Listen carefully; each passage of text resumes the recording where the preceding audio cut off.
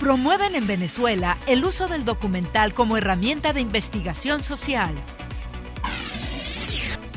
Restaurarán antiguo hospital de San Juan de Dios en Granada, Nicaragua. Hallan en el centro histórico de la Ciudad de México lápida funeraria del siglo XVI. Declaran en México Patrimonio Cultural e Inmaterial la vestimenta tradicional de Oaxaca. Para esta emisión, les hemos preparado un interesante tema en nuestra sección de reportaje, que esperamos sea de su agrado. Es un placer saludarlos nuevamente en Horizonte Iberoamericano, el espacio informativo de ILSE. Bienvenidos. Quédense con nosotros los siguientes 30 minutos, que tendremos mucha información de medio ambiente, cultura, tecnología y educación en Iberoamérica. ¡Comenzamos! Hay muchas formas de narrar historias, pero la que sobresale por su actualidad, realismo y naturaleza reflexiva es el documental. Veamos la siguiente nota referente al apoyo de este género audiovisual en Venezuela. El documental es un producto audiovisual que cada día cobra fuerza debido a su capacidad para contar hechos con autenticidad y criterio informativo, siendo ideal para exponer fenómenos sociales excluidos de la opinión pública. Soy un defensor de este género cinematográfico porque creo que es el más discriminado del cine, donde siempre se privilegia a la ficción. Para mí el documental es un pretexto para conocer y andar en la vida. No es tanto el fin, sino la forma para reflejar nuestros problemas, explicó el realizador mexicano, nacionalizado guatemalteco y radicado en Cuba, Alejandro Ramírez Anderson, director, productor y guionista del documental Canción de Barrio, presentado recientemente en el Instituto Venezolano de Investigaciones Científicas, IVIC. La película documental tomó como excusa los 2 primeros años de la llamada gira interminable de conciertos, iniciada en 2010 por el cantautor Silvio Rodríguez, para adentrarse en la cotidianidad de 34 de los barrios más humildes, vulnerables y pobres de La Habana, Cuba. De acuerdo con el sociólogo adscrito al Centro de Estudio de Transformaciones Sociales, Ciencia y Conocimientos del IVIC, Francisco Javier Ruiz, un documental como Canción de Barrio es importante por varias razones. En primer lugar, es útil como mecanismo alternativo de divulgación y socialización de las investigaciones frente al que usa convencionalmente la ciencia, que en la mayoría de los casos consiste en la publicación de artículos especializados en revistas internacionales en inglés. En segundo lugar, sirve para obtener información a través de las entrevistas que se hacen y de las visitas a los lugares donde habitan las comunidades, informó Ruiz. El filme centra su atención en los grupos humanos y sus entornos. La película sitúa en primer plano las necesidades más apremiantes de las personas, utilizando la música del famoso trovador cubano como hilo conductor. El documental no es sobre Silvio Rodríguez, es sobre cómo la gente está enfrentando el día a día, aspectos poco conocidos, inclusive para los cubanos. Se ve una pobreza de carencias materiales, no así de espiritualidad, a diferencia de lo que se observa en otros lugares, aclaró el cineasta. Numerosos testimonios conforman este trabajo audiovisual, cuyos protagonistas son sobrevivientes del tiempo de la desidia y de sus propios paisanos. Hablan de sus problemas con franqueza frente a la cámara, pero con la esperanza de ver solucionadas sus penurias, detalla su autor.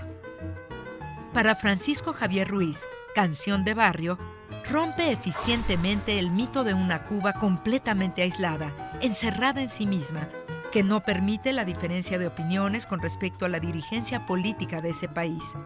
La gente pudo expresar sus denuncias, sus molestias y sus demandas al Estado para la cobertura de las principales carencias. A su juicio, el género documental constituye una poderosa herramienta de transformación y emancipación, que es parte imprescindible de lo que queremos proponer en nuestras investigaciones en ciencias sociales y humanidades, dijo. Por su parte, según el director de la cinta, sería muy pretencioso creer que los documentales pueden llegar a cambiar toda la realidad. Pensar que es un ente transformador es difícil. Nuestro trabajo es sensibilizar a los decisores, pero también es hacer reflexionar a la gente, porque la responsabilidad de que las personas estén en el estado en el que están es de todos, incluyéndolos a ellos mismos, insistió. Desde el IVIC, se está produciendo un largometraje documental de 90 minutos con el apoyo de la Fundación Villa del Cine, en el cual se proyectarán espacios e interrelaciones urbanas poco conocidas de la Gran Caracas. La investigación está a cargo del trabajador social del IBIC, Luther Rodríguez. La iniciativa audiovisual forma parte del proyecto Constitución, elaboración e implementación de un espacio público participativo en la Venezuela del siglo XXI, coordinado por Jimena González Brocken del IBIC y cuyo estreno está previsto para antes de finalizar el presente año. En Nicaragua retomarán los labores de reconstrucción de una de las construcciones más importantes que hay en el país. Conozcamos los detalles. La Alcaldía de Granada, en Nicaragua, anunció que en este año espera ejecutar los trabajos de restauración en el antiguo Hospital San Juan de Dios, una joya arquitectónica de esta ciudad que se inauguró el 31 de diciembre de 1905 y dejó de prestar servicios en 1998. De acuerdo con el ingeniero Alonso Cano Torres, director de operaciones de la alcaldía, a las obras serán destinados 5 millones de córdobas del Plan de Inversión Anual 2016, es decir, una cifra que rebasa los $150,000. Será un trabajo lento al principio, un trabajo acabado y de detalles, que se pretende iniciar en la parte descubierta del techo porque las paredes son antiguas y poseen una combinación de sistemas constructivos que serán respetados por ser propios del inmueble, precisó el especialista. En la oficina del Centro Histórico de Granada existen planos concretos de todo el edificio, pero para comenzar se trabajará en la primera crujía, la entrada principal y lo que se define como primera nave. También se enfocarán en la fachada y el área verde. Por el momento, las autoridades barajan el uso que le darán al edificio: un centro de convenciones, un mercado para la venta de artesanías o la Biblioteca Municipal Manolo Cuadra Vega. El trabajo con los planos lo hicieron de conjunto el Instituto Nicaragüense de Cultura y el Instituto Nicaragüense de Turismo, con fondos del Banco Interamericano de Desarrollo. La oficina del Centro Histórico trabaja en los detalles arquitectónicos y la parte estructural corre a cargo de ingenieros de formulación de proyectos. La intención de construir un hospital para la ciudad de Granada se remonta a 1626, cuando el obispo F. Benito Baltodano, después de haber obtenido 3,000 escudos de la corona española para fundar un colegio de jesuitas, destinó tales recursos para la construcción de la iglesia de Guadalupe y el hospital San Juan de Dios. Este último fue levantado en la zona central de la ciudad, en el costado suroeste de la Plaza Mayor, con su fachada orientada hacia la calle Real Jalteba. Era entonces una construcción de pequeñas dimensiones y precarias condiciones de higiene, ventilación y aislamiento. El hospital fue incendiado en 1856 y en la octava década del siglo XIX se dispuso construir una edificación similar en otro sector de la ciudad. Los trabajos comenzaron en 1886 y se extendieron hasta 1905, cuando fue inaugurado. En días pasados se llevó a cabo el 6º Encuentro Internacional de Letras en la Mar y el Arte en los Arcos del Malecón, en Puerto Vallarta, Jalisco, estado occidental de la República Mexicana. Durante la inauguración, Alejandro Sánchez Cortés, director de la cátedra Hugo Gutiérrez Vega, recordó el gran legado de este poeta y periodista jalisciense. Definitivamente, la creación de un gran hombre y pensador que eligió a Puerto Vallarta como centro del encuentro de poetas de todo el mundo. En el encuentro participaron 18 poetas de países como Canadá, Francia, Uruguay y México. El acto fue inaugurado por el regidor de Cultura y del Instituto Vallartense de la Cultura, Armando Soltero y Gerardo Sánchez, respectivamente, en representación del alcalde Arturo Dávalos Peña y el rector de la Universidad de Guadalajara, Campus Vallarta, Marco Antonio Cortés Guardado. Promovido por la Biblioteca Nacional de Colombia y el Ministerio de Cultura, desde el pasado 14 de abril se puso a disposición del público la mayor recopilación digital de información sobre el escritor Gabriel García Márquez. El compendio, nombrado la Gaboteca, reúne resúmenes biográficos, reseñas literarias, guías sobre sus obras y lugares que visitó el colombiano, galardonado con el Premio Nobel de Literatura en 1982. El portal está organizado en 3 grandes grupos, sobre libros propios del escritor, volúmenes referidos a él y traducciones. Los responsables de la iniciativa indicaron: es tan grande el océano bibliográfico surgido a partir y en torno a Gabo que cualquier lector, Desde el que lo busca por placer hasta el investigador necesita una guía para no correr el riesgo de desorientarse entre infinitos manuscritos. En la Gaboteca, cada contenido viene acompañado de comentarios, contexto en que se creó y fragmentos de audio, algunos con la propia voz de García Márquez. El ilustre humanista venezolano Andrés Bello es considerado uno de los personajes intelectuales más relevantes de la cultura hispanoamericana del siglo XIX. Los invito a conocer más de él en el siguiente perfil. La transición entre la dominación española y la vida independiente de las repúblicas americanas hispanohablantes dieron carácter al valioso legado de Andrés Bello, quien nació el 29 de noviembre de 1781 en Caracas, la capital venezolana.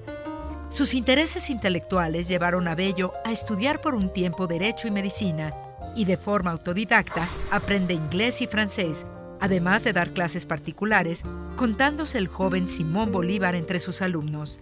Luego de su intervención en la independencia de Venezuela como oficial primero de la Secretaría de Relaciones Exteriores, Bello fue parte de la primera misión diplomática venezolana, representándola en Londres.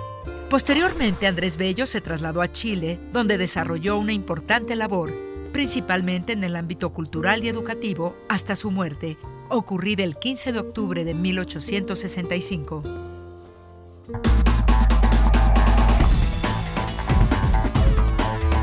Nos encontramos en pleno centro histórico de la Ciudad de México, a nada más y nada menos que a espalda de la Catedral Metropolitana, donde se ubica un espacio que es una opción atractiva de cultura y de esparcimiento para sus visitantes. Me refiero al Centro Cultural de España en México. Vamos a conocerlo.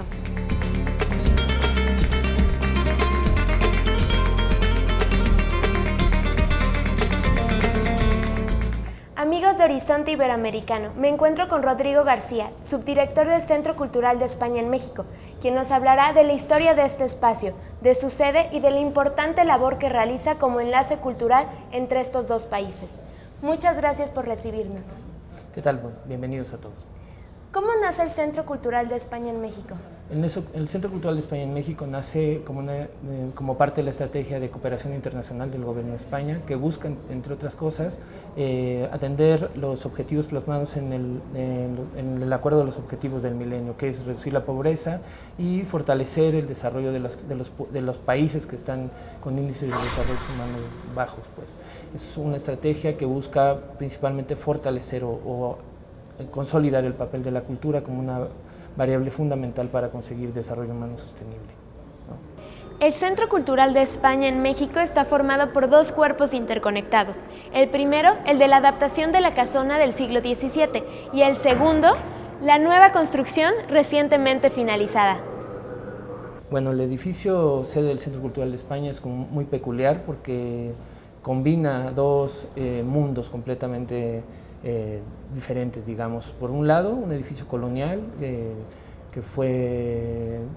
data del 1700, un edificio que fue intervenido y que fue básicamente respetado en su arquitectura, rehabilitado para albergar el centro cultural, y por el otro lado, una infraestructura completamente vanguardista y con todas las nuevas tecnologías o que pone a disposición como todo lo novedoso de las nuevas tecnologías y de la arquitectura, pues. La Mediateca está dedicada a la información y documentación del quehacer propio del Centro Cultural de España en México y de las líneas de trabajo vinculadas. El Centro Cultural proporciona muchos servicios culturales a la gente de esta ciudad. Dentro de los más destacados es, como tú lo dijiste, es nuestro servicio de mediateca, que se enmarca más bien en toda una estrategia para hacer promoción de la lectura y promoción de las editoriales en el ámbito iberoamericano. Tiene una colección muy amplia de contenidos, o un acervo muy amplio de contenidos de gestión cultural, está especializado en ese tema, y también en literatura infantil o dirigido para los niños. Es también, en la Mediateca puedes encontrar también todo un acervo de películas españolas y de películas del ámbito iberoamericano que han sido apoyadas por la Agencia Española para su realización. Actualmente es visitada por 300 o 400 personas a la semana. Es un servicio como muy identificado ya por la gente de esta ciudad. La gente puede venir de manera gratuita a leer un libro, a ver una película, a consultar los diarios. Por otro lado, la gente, o como parte de un programa especial que estamos haciendo con Fundación Telefónica y el Ateneo Español, hemos lanzado desde el año pasado el Laboratorio de Ciudadanía Digital. Es un espacio de formación dirigido a jóvenes y niños en un primer momento del centro histórico, de las periferias de este centro, que en principio están ubicadas en la Merced, Tepito y en la Lagunilla y en la Guerrero, y es justo para abrir un espacio o ampliar la posibilidad de acceso a la cultura, a las artes y la tecnología a niños que están en condiciones o en estos barrios que tienen condiciones muy peculiares, ¿no? Como altos índices de violencia, poco acceso a la cultura, poca, digamos, acceso a formación, a una formación como más formal, ¿no? Una formación que permita como consolidar su ciudadanía, ¿no? Este programa es un programa que ha crecido y este año vamos a hacer alrededor de 117 talleres dirigidos ya no solo a los niños del centro de esta ciudad, sino dirigidos a las periferias de toda la ciudad: Milpalta, Indios Verdes, Iztapalapa, Xochimilco, Tlalpan, etcétera, además de los que ya te había dicho un poco, el Centro Cultural, la Merced, Tepito y la Lagunilla y la Guerrero. Ofrece actividades en música, cine, talleres, conferencias, exposiciones, entre otros. El Centro Cultural proporciona o realiza casi 900 actividades para la gente de esta ciudad. Creo que es difícil dimensionarlo si hablamos solamente de la Mediateca y del laboratorio. Creo que es como mucho más amplio. Tenemos un programa muy importante de género, abrimos dinamizamos muchísimo la escena de la música de esta ciudad, trabajamos mucho temas de cine, temas de género, temas de construcción de paz. La barra diseñada para niños es muy amplia y diversa y toca muchos temas desde, como te decía, desde construcción de paz hasta género, diversidad, etcétera, etcétera. Queremos invitar al público de Horizonte Iberoamericano que conozcan las actividades del Centro Cultural, que vengan a conocer nuestro museo de sitio, que vengan a nuestros conciertos, que vengan con la familia a pasear por este centro histórico y que pasen por aquí. Seguramente pasarán una tarde increíble. Recuerden visitar el Centro Cultural de España cuando estén aquí en México. Continuamos. El Centro Histórico de la Ciudad de México esconde en sus profundidades importantes vestigios del pasado esperando ser descubiertos, como por ejemplo el que refiere a la siguiente nota. Arqueólogos del Programa de Arqueología Urbana PAU del Instituto Nacional de Antropología e Historia INAH dieron a conocer en abril pasado el descubrimiento de una lápida funeraria de la primera mitad del siglo XVI, ubicada en los restos de la que fue la primera catedral de México en el centro histórico de la capital del país. La losa, realizada en una roca volcánica de tono verde, conocida coloquialmente como chiluca, podría formar parte de la tumba de Miguel de Palomares, canónigo español que fue integrante del primer cabildo eclesiástico de la Catedral de México durante el obispado de Fray Juan de Zumárraga. En la pieza, cuyas dimensiones son 1.87 metros de largo, 90 centímetros de ancho y un espesor de 30 centímetros, se observan caracteres tallados en castellano antiguo que detallan el último lugar de descanso de aquel personaje, así como un escudo heráldico en el que aparecen 3 flores de lis. A ello le sigue una leyenda en letras griegas, la cual está por ser interpretada, pero que pudiera referirse al nacimiento y la muerte del religioso.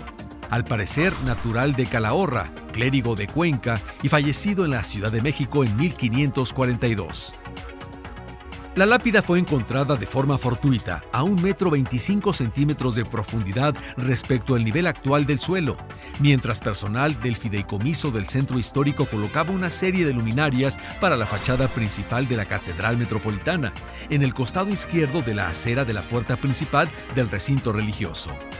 De acuerdo con el arqueólogo Raúl Barrera Rodríguez, responsable del PAU, es muy probable que debajo de esa losa se encuentren los restos de la osamenta de Miguel de Palomares.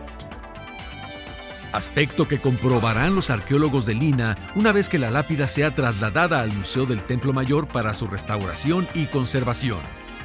La trascendencia de este hallazgo, según comentó el especialista, es que esta es la primera ocasión que se encuentra en México una tumba de un personaje religioso asociado a la primera catedral erigida en la Nueva España, cuyos nombres y apellidos son posibles de identificar.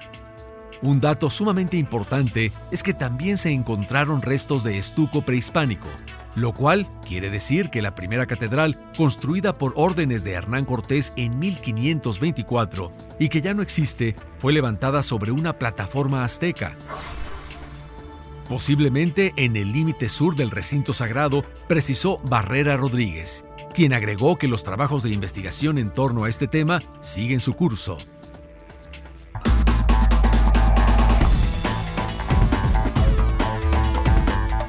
La labor que realizan las agencias de noticias es muy importante dentro de una sociedad, porque se encargan de proveer de información a los distintos medios, cubriendo los sucesos más relevantes. Para hablar de este tema nos visita el licenciado Alejandro Ramos Esquivel, director general de Notimex, Agencia de Noticias del Estado mexicano. Muchas gracias por estar aquí.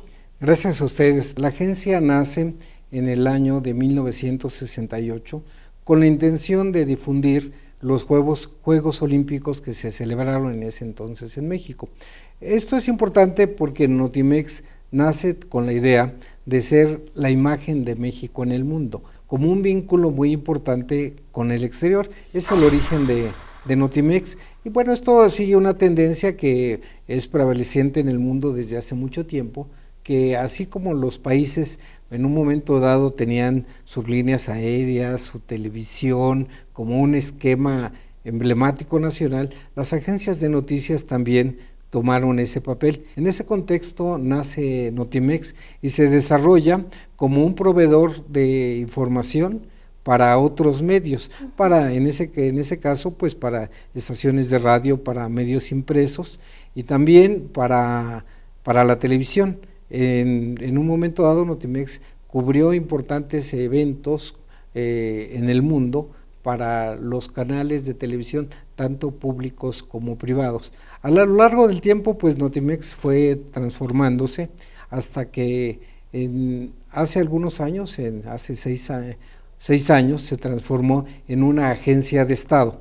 ¿Qué significa esto? Significa que reafirmas la idea de proyectar a México en el exterior, la vida de los mexicanos en el exterior, qué están aportando también, vincular las relaciones de México con todos los países y de manera interna ser un factor de cohesión informativo para todas las regiones, todos los estados del país. Esto explica por qué Notimex tiene una cobertura nacional y ahora pues ya no mundial, sino global, como se dice.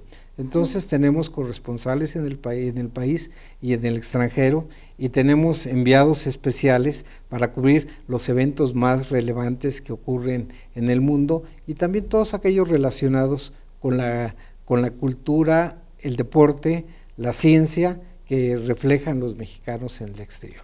En síntesis es lo que hace Notimex. Muy interesante. ¿Y de qué manera Notimex ha incorporado los avances tecnológicos para realizar esta labor informativa? Bueno, esta labor informativa es básica que tome en cuenta los avances tecnológicos. En realidad tenemos un fuerte impulso en este terreno a partir de hace 1 año y medio que empezamos a renovar este concepto. Decidimos incluso cambiar un poco la imagen de la agencia, de identificarla mejor con un logotipo que reflejara a México. También cambiamos la página que era nuestro canal de salida, la hicimos absolutamente con un esquema digital, bajo el principio que lo digital es visual y lo digital también es global. Entonces responde a esos dos aspectos.